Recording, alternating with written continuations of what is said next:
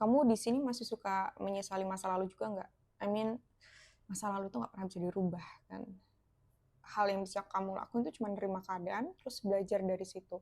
Dan kalau kamu sudah belajar dari situ, kamu ketika memori itu datang lagi dan kamu udah enjoy, itu yang namanya move on. Itu yang namanya ikhlas. Kamu tuh udah kayak yang, oh ya udah gitu, dan nerima keadaan dan it's okay sama masalah itu.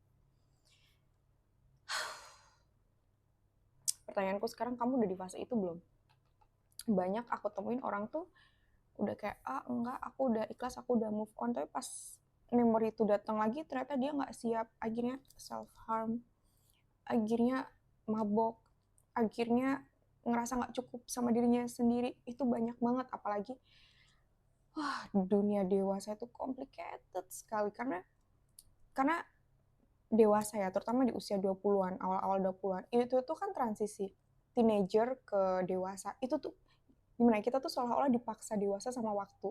Kita disuruh proses semuanya, dan itu tuh nggak make sense gitu. Gimana caranya gitu, oh dewasa tuh kayak gini ya.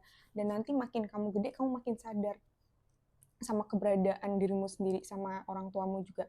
Oh ternyata, kayak misalkan aku sekarang ya, oh ternyata aku tuh sadar gitu, orang tua aku tuh nggak melulu tahu segalanya, karena ya orang tua aku tuh juga baru pertama kali ada di dunia ini gitu. Mereka juga nggak punya clue apapun, mereka juga nggak tahu harus tanya siapa gitu. Bahkan orang tua itu juga banyak belajar dari kita gitu. Tahu nggak kenapa banyak orang tua yang lebih sayang sama cucu daripada sama anak? Karena mereka tuh gini loh, kayak anak kamu itu kayak mereka tuh menganggap itu kamu kecil gitu, jadi kayak lebih disayang karena mereka nggak bisa ngelakuin itu waktu kamu kecil. Kamu mungkin lebih sering dimarahin karena mereka juga belum ready jadi orang tua.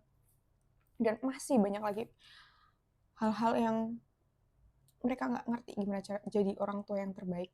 Bahkan orang tua aja baru pertama kali jadi orang tua kan. Oh enggak kak, aku tuh anak kedua, aku anak ketiga. Hey, aku bilang orang tuamu baru pertama kali jadi orang tua dan baru pertama kali punya anak yang modelnya kayak kamu, kayak kakakmu, kayak adikmu. Kalian semua itu adalah karakter baru, punya sifat yang berbeda, karakter yang berbeda, cara marah yang berbeda, dan orang tua kalian tuh juga gimana caranya harus nge-treat kalian adil gitu. Dan ingat, adil itu tidak sama. Keadilan itu nggak sama, nggak semuanya kasih 50-50, enggak. Tapi harus adil, ngerti kan? Harus, gimana ya biar gampang. Keadilan tuh nggak melulu 20.000, 20.000, 20.000 gitu, enggak. Kadang ada yang kebutuhannya cuma 3.000, kadang memang kebutuhannya ada 12.000 itu, dan harus menyesuaikan kebutuhan. Aku harap sampai sini kamu paham ya, karena aku tahu kamu nggak sebodoh itu. Kamu pasti mudah lah mencerna kayak gini. Oke, balik ke masa lalu. Hal yang aku sadari bahwa masa lalu itu nggak bisa dirubah, dan hal itu tuh membuat aku pelan-pelan ya healing, pelan-pelan ya sembuh dengan sendirinya. Aku, gimana ya bilangnya, keluargaku tuh nggak sempurna gitu. Ayah ibuku juga pisah. Tapi pas awal-awal tuh aku nggak ngerasa broken sama sekali, kayak enjoy aja, kayak oke gitu. Karena pisah itu bukan berarti broken ya. Bahkan kalau keluarga utuh aja tapi sering berantem, itu broken home juga. Emang mentalmu oke kalau orang tua masih bersama padahal seharusnya mereka cerai aja? Makin aku gede tuh aku makin sadar gitu, kayak oh ternyata emang susah ya punya rumah tangga, oh ternyata emang susah ya menyatukan dua kepala gitu.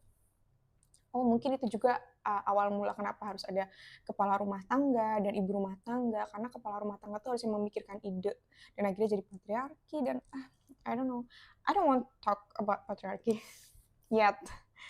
Jadi kita bahas tentang penerimaan masa lalu dulu.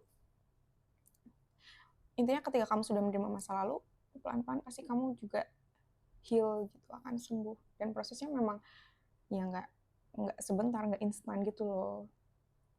Ada yang bertahun-tahun, ada yang puluhan tahun bahkan belum heal. Dan wajar juga kalau ke-trigger, kalau tiba-tiba kamu udah baik-baik aja, terus tapi tiba-tiba kamu ada yang nge-trigger kamu, dan kamu kayak ada di masa lalu itu lagi, dan kamu masih ngerasain sakit yang kayak sakitnya tuh sama pada di saat waktu itu terjadi gitu. Dan aku tuh paham betul, karena emang trauma itu kayak gitu. Dan sembuh dari trauma pun bukan kamu lupa kejadiannya, enggak. Tapi kamu sudah respon kamu terhadap trauma itu, terhadap kejadian itu udah biasa aja. Kayak, oh iya ya, aku punya masa lalu kayak gitu. Itu udah pernah kejadian sama aku. Aku sudah menerima keadaan itu dan aku belajar dari sana. Dan semoga alam semesta ini, semoga Tuhan juga meridhoi aku, juga jalan bersamaku. Tuh, move on kayak gitu. Sembuh dari trauma tuh kayak gitu. Respon kamu, cara pandang kamu. Karena cara pandang kita itu, kita baca satu kalimat yang sama di sebuah buku. Kamu baca di usia 10 tahun, kamu 15 tahun, pokoknya tiap waktu berbeda. Makna kalimatnya tuh jadi beda, menyesuaikan keadaan kamu. Itu juga kenapa kalimat itu untuk beberapa orang bisa jadi racun, untuk beberapa orang bisa jadi motivasi. Makanya aku juga kalau ngomong tuh harus hati-hati supaya kalimatku tuh tidak menjadi racun untuk beberapa orang gitu. Aku harap, aku nggak tahu keadaan kamu gimana, tapi aku harap setiap kalimatku, setiap aku ngobrol sama kamu, ya kamu merasa aku temenin. Kamu at least ada yang ngingetin. Atau mungkin buat anak-anak pertama, kamu ngerasa punya kakak sekarang. Hello adik. Nggak ada yang tahu kita semua baru pertama kali hidup di dunia. Aku juga nggak punya clue. Tapi selama 25 tahun ini hidup, aku bakal ngasih tahu gimana caranya kalau misalkan kamu bingung sama suatu hal. At least kamu tau lah, kamu nggak sendiri-sendiri banget. Masa laluku nggak bisa berubah, masa lalumu nggak bisa berubah. Tapi dari masa lalu kita harus bisa belajar. Hari ini pun nih, aku bikin videonya kan jadi masa lalu kan. Gimana caranya kamu bikin masa lalumu yang sekarang, yang akan menjadi masa lalu ini, menjadi masa lalu yang indah. Jadi, kamu harus improve, kamu harus belajar, kamu harus menerima keadaanmu juga. Berhenti bilang nggak bisa. Karena, aduh, jangan stuck gitu. Kalau kamu bilang nggak bisa, udah itu ke mindset. Makanya aku selalu bilang, ayo afirmasi positif, afirmasi positif. Kamu ngomong harus yang bagus-bagus. Karena udah, walaupun tubuhmu masih denial, walaupun kamu ngerasa kayak, aku tuh nggak bisa, udah ngomong aja, oke aku bisa, aku akan berusaha. Itu mental orang yang mau bertumbuh, itu mental orang sukses tuh kayak gitu. Nggak stuck aja bilang nggak bisa itu. Kalau kamu udah nggak bisa nih, dunia tuh kayak ngeblok energi kamu dan kamu nggak bisa selama-lamanya. Udah, mulutnya tuh yang bagus aja dulu ngomongnya. Oke? Semangat ya. Emang nggak mudah gitu, tapi kalau dijalanin ya pasti nanti enjoy sendiri, terus kamu bakal nemuin flow-nya kok. Ada pasti up and down-nya. Kayak kamu nggak pernah ngelewatin yang lebih sedih aja. Pasti pernah, dan kelewat-kelewat aja kan. Luka yang kamu pikir nggak pernah bisa kamu lewatin itu. Dan akhirnya kamu udah biasa aja kan sama luka itu. Responmu sekarang juga, oh iya ya aku pernah ngelewatin itu. Dan udah lebih happy kan sekarang. Karena setiap luka yang kamu lewatin, setiap kejadian yang kamu lewatin, itu tuh hanya membangun dirimu supaya lebih kuat. Nggak bisa didinai. Kamu akan selalu lebih kuat. Kalau orang bilang, oh itu ujian dari Tuhan. Tapi beberapa orang ketika kamu dapat kesulitan, ada dua tipe orang. Yang pertama, dia bilang, oh itu dia lagi dapat ujian dari Tuhan. Itu tuh orang-orang yang hatinya bagus. Tapi kalau orang yang hatinya emang jelek, isinya kebencian doang, dia bilang, azab itu azab. Makanya semua itu tergantung perspektif kan. Dan aku harap kamu bukan tipe orang yang ngejudge, oh itu kamu lagi kena azab, bla bla bla bla. Jangan ya. Karena sebenarnya apapun yang kita ucapkan, tindakan kita, gimana kita memandang suatu hal positif atau negatif, itu kan cerminan diri. Gimana kamu memandang sesuatu. Dan aku sangat berharap kamu juga nggak ngomong sembarangan sama tubuhmu sendiri. Aku bodoh, aku nggak bisa, aduh. Orang-orang sekitarku, teman-temanku, sahabatku, kalau dia udah mulai mikir, aduh aku bokeh nggak ada duit, jangan kayak gitu. Nanti rezekimu datang ke kamu tuh nggak mau, nggak jadi, gara-gara kamu udah ngeblok energinya dulu. Aku selalu bilang kayak gitu ke teman-temanku. Orang kadang ngatain aku kayak, jangan terlalu positif, deal gini-gini.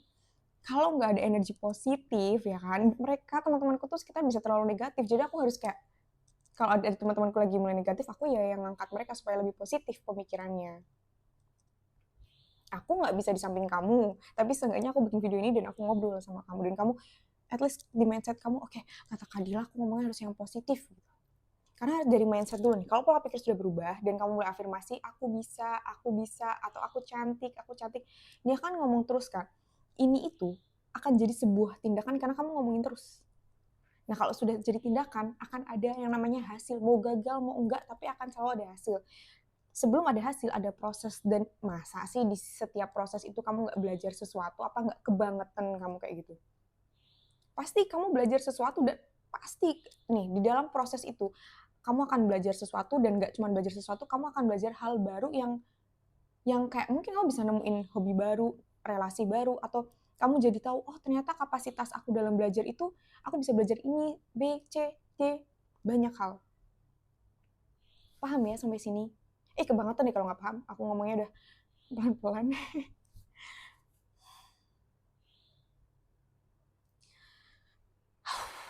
Semuanya proses. Aku sampai sekarang juga masih berproses. Aku juga masih cari tahu tentang, karena mengenali diri sendiri tuh nggak bisa cukup. Aku udah mengenali diri sendiri, nggak bisa gitu.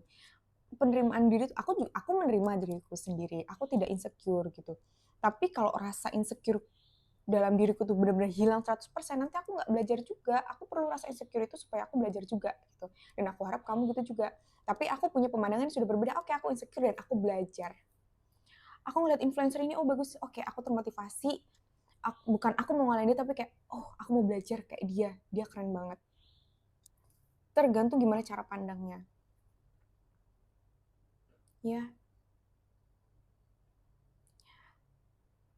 karena energi itu benar-benar nggak bisa bohong. Bahkan nih energi kayak kita happy, kita mudah bersyukur, kita mudah senyum, itu kepancar kok. Dari aura, dari pembawaan, dari karakter, itu pasti kelihatan. Jadi tapi kalau cuman suruh senyum gitu dong, pembawaan kan bisa dipalsuin, Kak. Ya silakan aja kalau kamu mau coba palsuin nih, orang-orang yang peka terhadap energi, orang-orang empatinya bagus biasanya tuh ya. Mereka itu bisa ngerasain energi fake atau enggak. Aku bisa. Jadi kalau misalnya ada orang yang fake atau apa, aku bisa kayak ngerasain tubuhku tuh nggak nyaman sendiri, kayak ngasih sinyal gitu. Duh, kok aku nggak serak ya sama orang ini, kok aku ganjel ya. Nggak lama aku tahu sebuah fakta yang nggak enak tentang dia.